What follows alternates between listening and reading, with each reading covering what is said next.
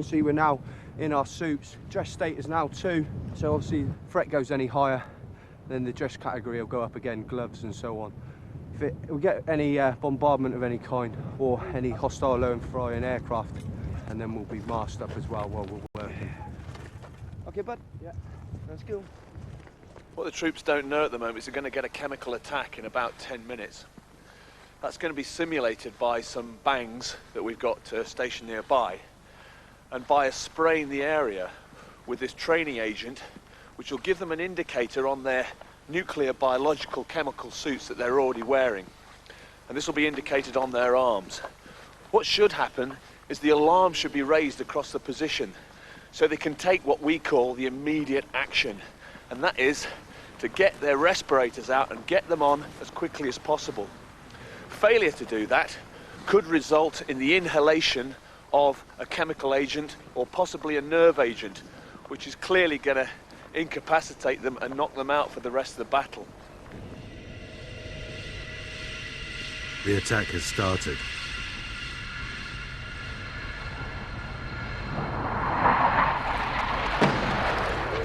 The soldiers have just 9 seconds to get into their gas masks.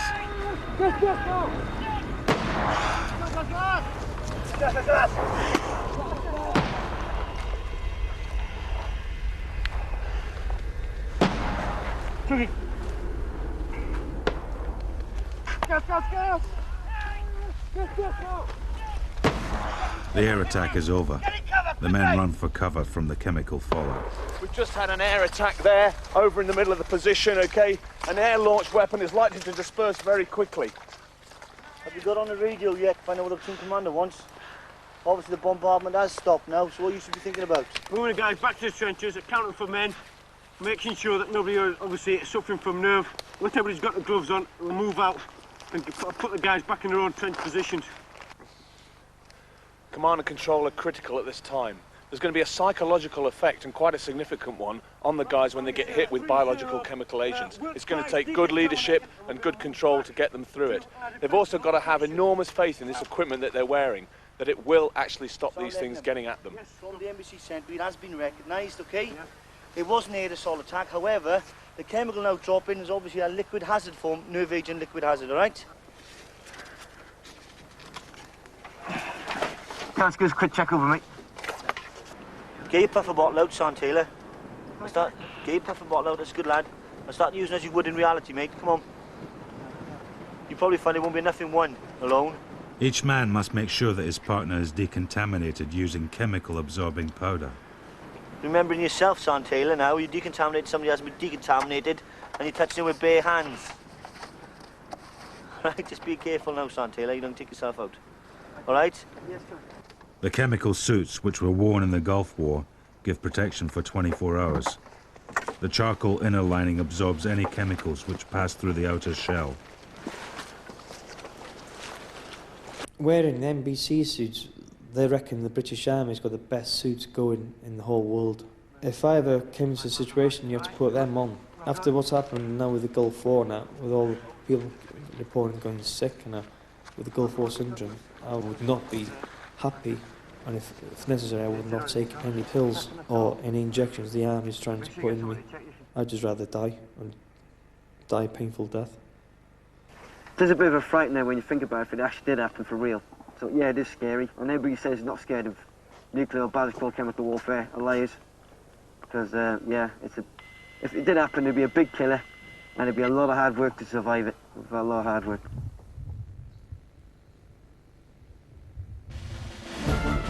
Coming up, snowstorms hit Brecon as 2 sections storm into town.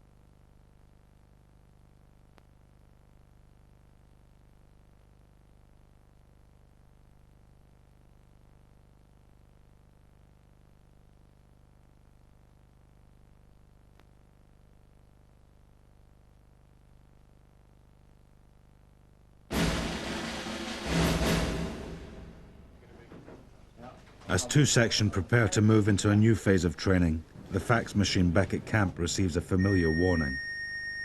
Sit rep is this. If no platoons go anywhere, they're on an hour's notice not to move until myself or the company commander speaks to them. Okay, that's for safety. I spoke to 3 platoon. You got comms with the others, haven't you? Okay, just take your time. Just be aware, brief them on that, to hold the troops for an hour's notice to move, and we'll give you a bell about 8:45 with a full sit rep once the Commandant at Brecon has made his decision. But battling through the winter weather is all part of the course.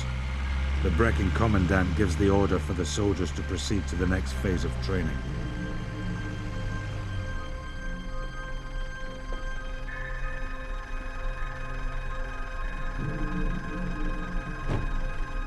This is the Fibua village.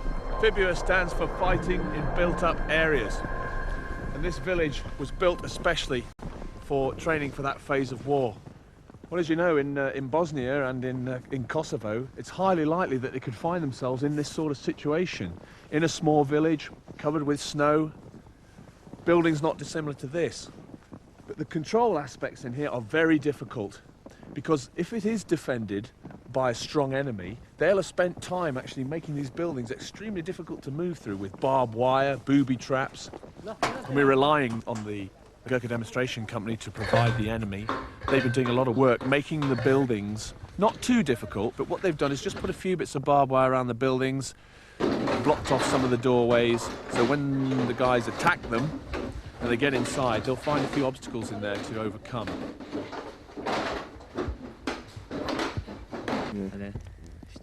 2 Sections Vern Stokes has been made the platoon commander. He must lead 3 sections of 10 men in an attack on the enemy village. Vern only just passed his first appointment. So that's a skin of the teeth pass. Right, and If he doesn't pass tonight, he could fail the course. I'm platoon commander today. Today's basically taken up with battle preparation, i.e. on a recce now. Going back to village 1 where the assembly areas, and I give orders to the platoon. So we're going to have bags of aggression, and we're going to fucking destroy the people inside that building. All right, we're going to go up there.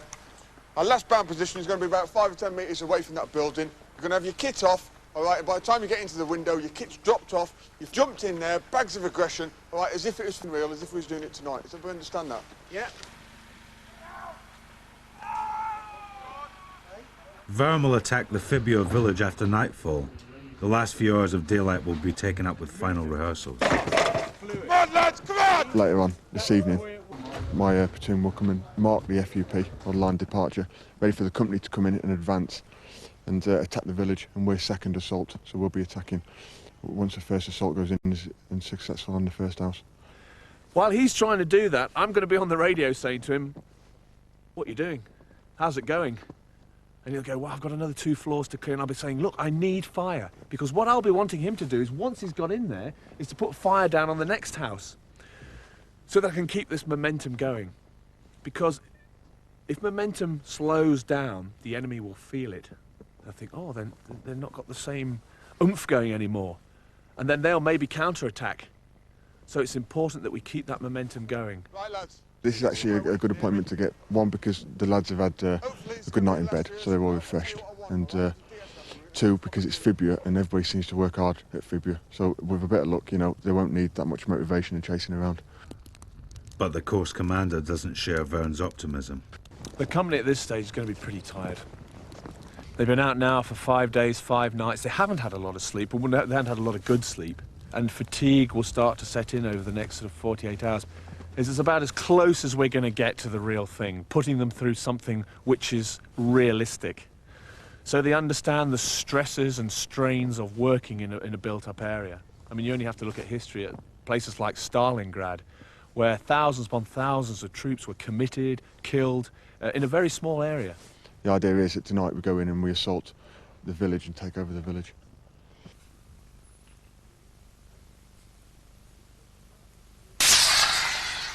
The Fibua village is occupied by Gurkha enemy. Vern Stokes must command his men to attack, search and clear each building and take control of the village. Our actual house that we assaulted, we knew there was enemy in there, and it was just a case of breaking into the house, which we did on the first floor, and then clearing it systematically regardless of where the enemy was. It's pitch black. Our night cameras can see clearly, but Vern and his men can't.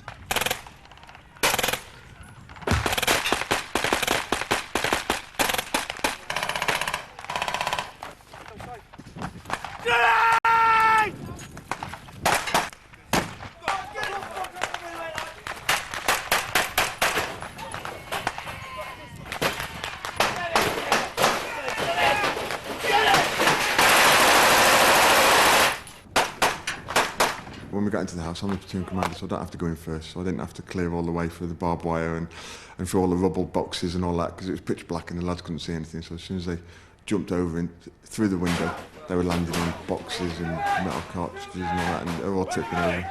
The enemy had put barbed wire on all the stairs, and that's, they couldn't use the stairs. They put wriggly tin, corrugated iron all the way down the stairs, so they couldn't climb up them. And they'd barbed wired all the windows up as well.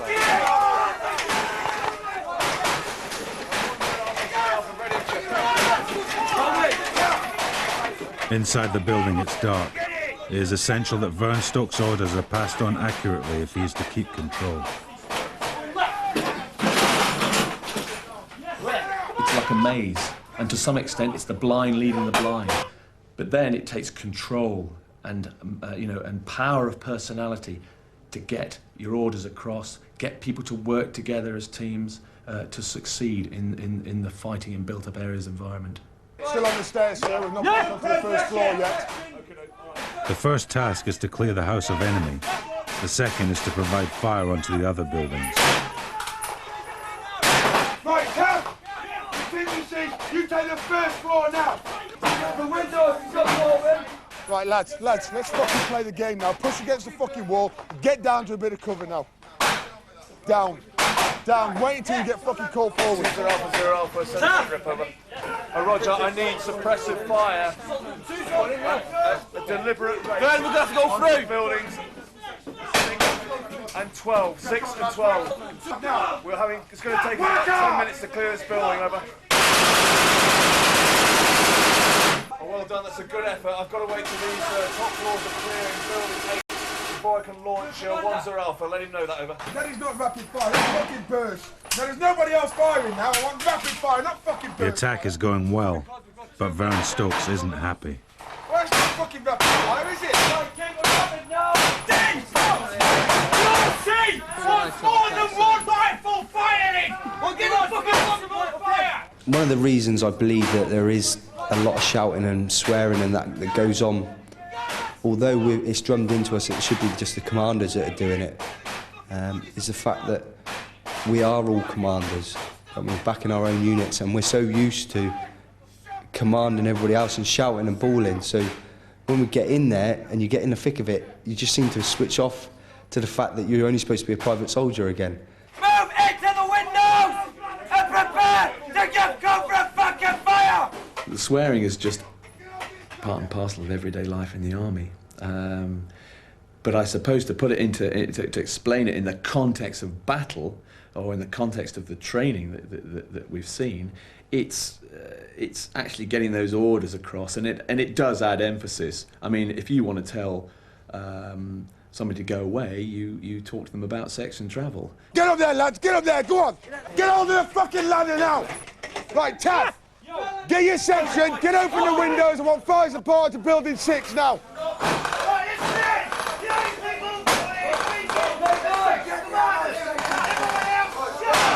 As soon as you got magazines filled, 2 years fire, 2 years reform! At one point, because